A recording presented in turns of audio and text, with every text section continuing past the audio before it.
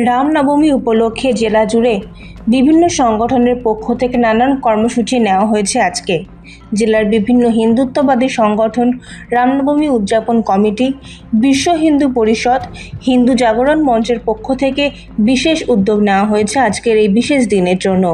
ঝাড়গ্রামের চিচিরা রাম সেবা সংঘের উদ্যোগে এক বর্ণাঢ্য বাইক র্যালির আয়োজন করা হয়েছে, যেটি নজর কেড়েছে জেলাবাসীর।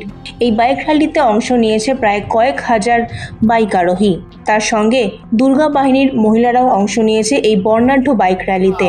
আমরা বিগত 28 বছর ধরে করছি, আর এই বছর সব থেকে আমাদের কাছে খুশির ব্যাপার হচ্ছে কি আমাদের 500 বছরের যে সংঘর্ষ, একটা হিন্দু সমাজের লড়াই, আজকে আমরা সবাই রাম সেবারা মানে রাম সেবকরা যারা রাম ভক্তরা যে বলিদান দিয়েছে, ওই বলিদানের আমরা যথারীতি সম্মান পেয়েছি রাম জন্মভূমির লড়াইয়ের জন্য।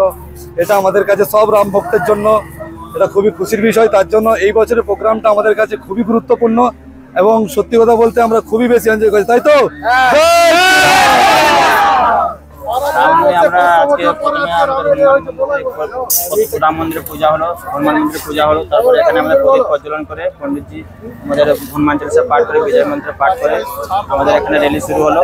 এখান থেকে আমরা ঝাড়খণ্ড গেলাম, চারিশোল হয়ে আমাদের র্যালি আমাদের পুরো অঞ্চল ঘুরে আমাদের কালী মন্দির প্রাঙ্গণে শেষ হলো।